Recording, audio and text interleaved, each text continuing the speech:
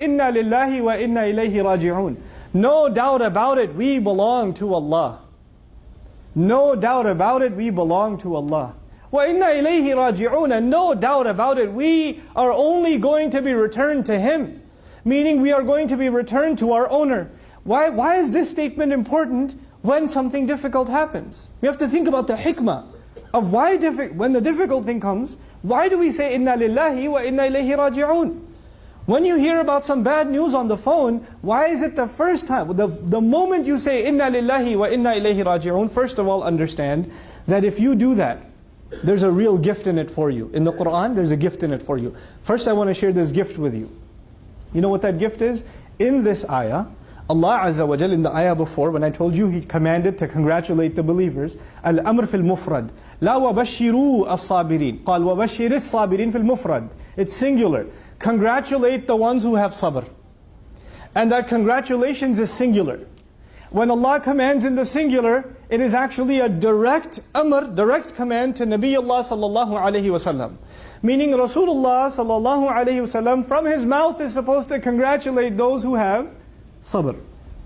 And Allah Azza wa Jal now, and by the way, after this ayah, whoever says inna lillahi wa inna ilayhi raji'un, may Allah make us of them when we are standing on Yawm al-Qiyamah, maybe we be among them who the Rasul of Allah sallallahu alayhi wasallam congratulates.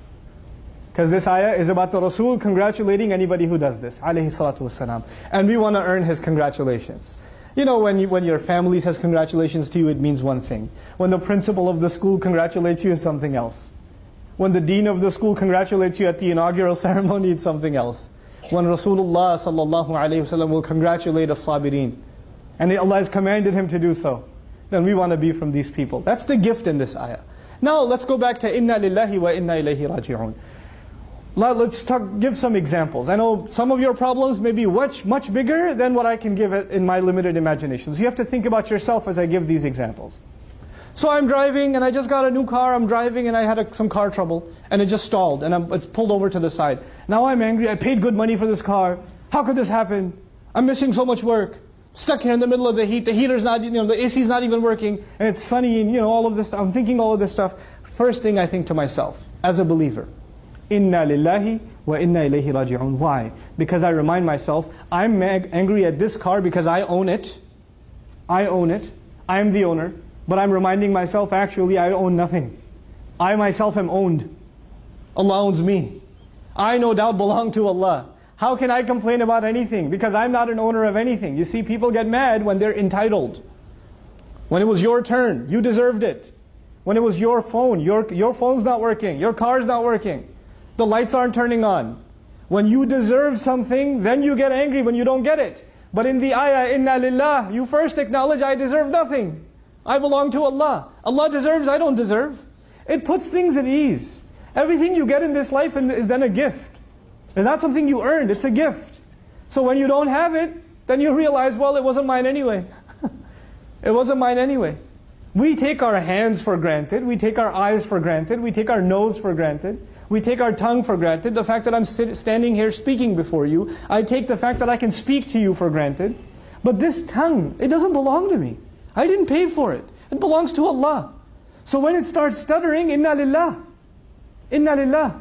And the second part of this problem, how Allah gives solutions in our faith. The wisdom of the statements Allah gave us when difficulty comes. The second statement is, وَإِنَّا إِلَيْهِ رَاجِعُونَ. No doubt about it, to Him alone we're going to be returning. Why is that important? Because whatever problem you're having right now isn't permanent. Whatever problem you're having isn't permanent. Whether it's money problems, or health problems, or family problems, or it's emotional problems, or physical problems, it doesn't matter. None of them are permanent. You know why? Because you and I are not permanent. Even you and I aren't permanent. How can our problems be permanent? We have to be returned to Allah ourselves.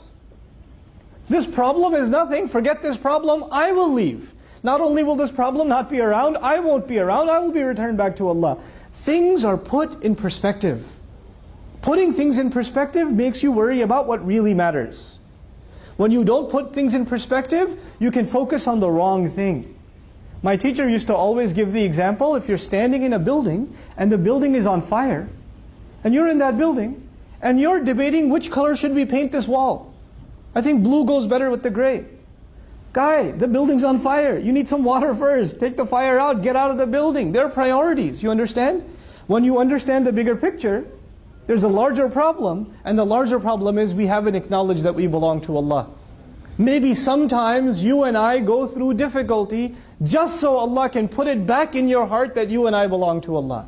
Maybe you and I are going through some challenges just so Allah would give us the gift that we would be able to not just say with our tongue, but say with our heart, Inna ilayhi raji'un. That's a gift in and of itself. And that is, if we can internalize that, that makes sabr easy. And if you and I can have sabr, Allahumma ja'alna min as-sabirin. If we can have sabr, then the congratulations of the Rasul sallallahu alaihi wasallam is for us.